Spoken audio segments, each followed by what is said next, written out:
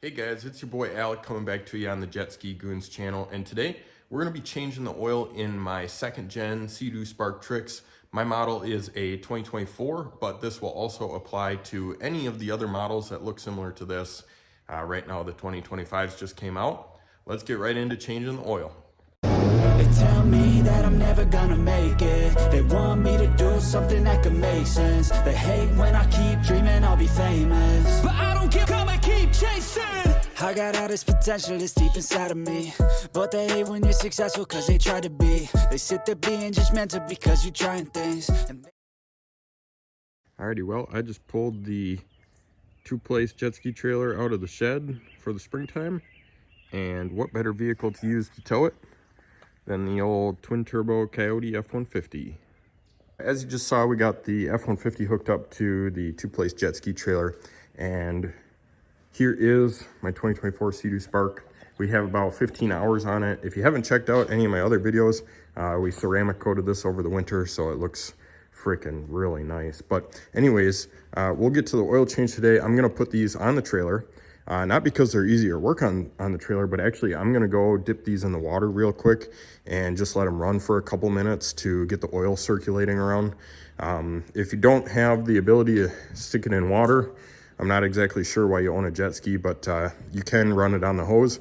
I just don't have a hose out here at my shop. So I'm gonna get these put on the trailer, and then we will go run them in the water real quick, get some oil circulating around, and then we can start sucking oil out of this thing. What supplies do you need to change your oil? I went on Amazon and ordered the 5W30 full synthetic XPS oil for it, and then I have a Tusk Racing oil filter. There's a part number for it if you need it. Those are for like a Riker 900, but because I'm a dealer through Tusk, I get them for like $1 a piece or something like that. So that's what we're gonna use for supplies. I'm gonna put this thing on the trailer. We're gonna go dunk it in the water, get it warm, and then we will bring it back. I'll say I like to dunk them in the water just to get the oil circulating around and get it warm. It comes out better when it's warm. So it's not 100% necessary, but also this thing's been sitting for almost 6 or 7 months now. Put them away in October. So it's May, 7 months. And so all the nasty, like dirty stuff has fallen to the bottom of the sump and fallen to the bottom of the engine. And so I would like to just get all of that circulating around so that we can get it out of the engine. The thing that you're going to want to get is a hand pump. You can also use an electronic pump. This is a cheap red one from Harbor Freight. I will put the link in the description. And then I have a 3/8 fuel line hose duct taped to the end of it, just because the hose on this is too big to get down into the bottom of the engine. So that's what I'm using. I also have a secondary option here. This is a Performax electric 12 volt pump. This would also work really good. You can pick this up at Menards. This one is my clean one though, so I won't be using it for dirty oil. Alrighty, here we are letting the 2019 warm up.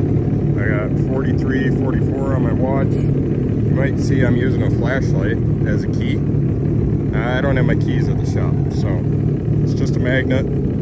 And we'll let it warm up for about 2 minutes, and then we will start the 24. Okay, we got them warmed up. I'm gonna get them tugged back off the trailer on the stands because they're easier to work on. First things first, let's get the seat off, get the tray out of the center that holds the fire extinguisher, and let's get the oil cap off. Now this one is a little bit easier to get to than the first gen, so we got that loose.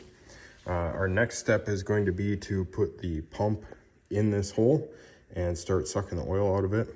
After that, you can see right down there, there is a circular cap with a external Torx screw on it. Right there. There are 3 external Torxes. You can get at this also through the side hatch over here. So we're gonna remove that, and that's how we get to our oil filter. So this is also a good time to give everything once over, check your coolant level, make sure that's good. Check on all your wires, make sure nothing has happened over winter time, and we will start sucking oil out of this thing. Here we are getting our pump set up in the SEADOO Spark, and just pay attention to, if you're using the same pump as me, which one is the in and which is the out. You can see over here I'm using an old ice cream pail with a little hole in the lid, and I do that because it does spray out, especially when you get near like empty as you're pumping. It'll spray oil all over the place. So it's best to do it into like a closed container. You can see me pulling the dipstick out, starting to put my little 3/8 inch fuel line hose down into the engine, and it'll go in about 6 to 8 inches and meet a little bit of resistance. And then if you just keep pushing it after that, you will be able to get to the bottom. One thing to remember when doing a jet ski oil change is that you need to measure all of the oil that ends up coming out of the machine so that you know how much to put in. If you decide to not measure it, you're going to be playing a guessing game the whole time. Generally, the sparks are 2 quarts, but I've had situations where I only get 1.5 quarts out, and I've had situations where I get a little bit more out of them, somewhere closer to like 2.5.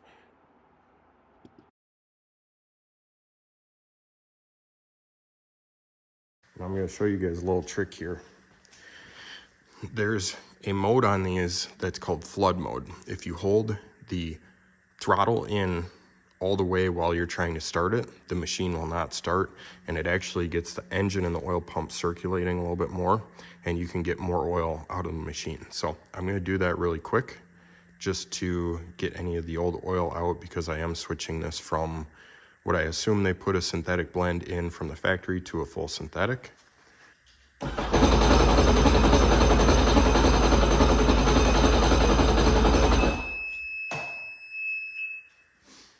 So with using that drown mode, we ended up getting about another 1/2 quart, maybe a little bit less, out of the machine, and that put us right at a full 2 quarts for this oil change.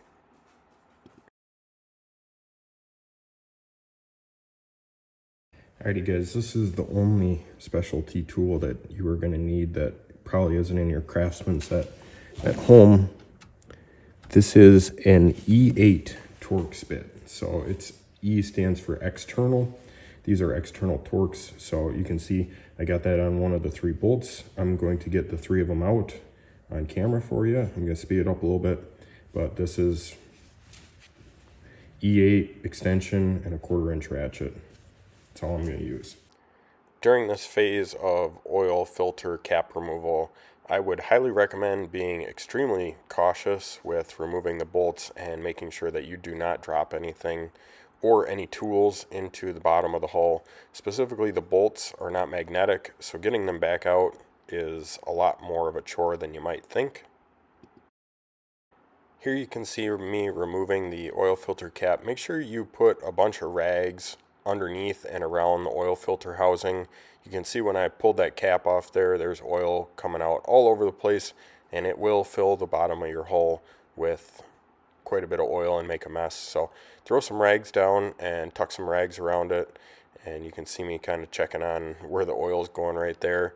And then after that, I start to work on getting another rag in place so I can pull the oil filter out. This is all about being clean and making sure that you got stuff in place, otherwise these things drip all over. So get another rag and just get your finger in there, get underneath the oil filter, and you can see me pulling it out right there, setting it on the rag, and then getting it out of the hull as fast as I can because it's dripping all over the place. I'd like to take a brief intermission in our oil change process here just to say thanks to our sponsor for the video, myself. If you guys could, subscribe down below and leave this video a like so that we can grow our YouTube channel. We make all kinds of fun videos about doing jet ski stuff and riding jet skis, and I would appreciate if you follow along and help us achieve our goal of 1,000 subscribers in 2025. If not, leave the video a like, go change your oil, and hopefully I'll see you on the next one. All right, guys, here's our new Tusk Racing oil filter. Put a little bit of oil on the O-ring there. I got a little bit of oil on my gloves, so I'm just gonna do that. We're gonna drop this. We're gonna drop my flashlight down where we don't want to drop a flashlight into, but we're gonna put the filter down in here, and it just kind of pushes down into its home. It should stay centered. So it's not staying centered, you haven't pushed it down far enough. There it is. Now this is the part of the oil change where you can screw this up. The seal is on the outside of this cap, and if you just tighten it down and there's still a gap between the edge of the lip right here and the oil filter housing, you do not have this centered and it is not going to seal. You're going to be spraying oil out of the top of your oil filter cap. You should be able to set that down on there, and the first gens were way worse at this. You should be able to set that down on there, and there should not be a gap, a significant gap, all the way around this oil filter cap. If there's a significant gap, then you need to start pulling things apart and making sure that everything is seated correctly. Once you do that, then we can start putting our housing bolts back in. Like I said before, make sure you take the time to not drop these. Got our first one in, got our second one started. And our third one's gonna get put in with an extension because it's very difficult to get my hand down in there. All right, now we're gonna tighten these down. Here we are with our oil filter housing on. And like I said, just make sure that you feel with your finger around the edge of where the black part of the cap meets the silver, and make sure that there's no big gaps there. And then torque that cap to what I have on the screen right here. Alrighty, well, we're at the point where we are putting oil back in this thing. You can see right here, our old ice cream pail is just about half full. That is 1 gallon. So that is about 2 quarts. We're gonna put just a tickle over 2 quarts in the machine. And the next time that we go ride it, we will bring a little extra oil with us just to make sure that we are where we're supposed to be. But just remember, if you pulled out this much oil, that's how much oil needs to go back in it. You shouldn't even have to check it if you do a good job of measuring how much oil you pulled out. I'm not saying you shouldn't check it. I'm saying you shouldn't have to if you do a good job measuring what came out. So we're gonna put a little over 2 quarts back in it. I'm curious, do you guys shake up your oil before you use it? Or am I the only one?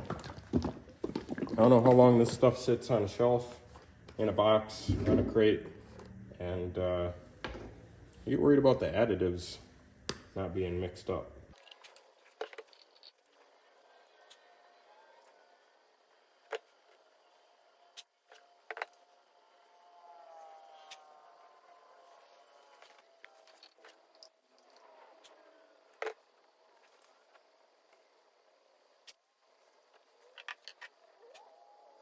While that's finishing up draining, I would like to show you that I did grab an old oil container from one of the trucks doing oil change.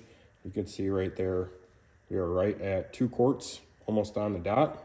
Even though we did the flood mode and got a little extra out of it, we're still at 2 quarts. So I have 2 machines. This XPS 1 gallon is going to work perfectly for my 2 machines. If you have one, you just bought oil for 2 years, or 2 seasons, or 200 hours, whichever comes first. Alrighty guys, so that just about wraps up our video on how to change oil on your 2nd gen SEADOO Spark. Truthfully, this is almost identical to a 1st gen. So if you've ever changed oil on one of those, it's very similar. I will tell you it is easier though, because the 1st gens, you don't have the access hatch under the seat. But anyways, make sure you guys subscribe down below, leave this video a like. I really appreciate it. It helps out the channel a ton. And until I see you guys next time, we're just about to riding content, and I'm super excited for that. So peace.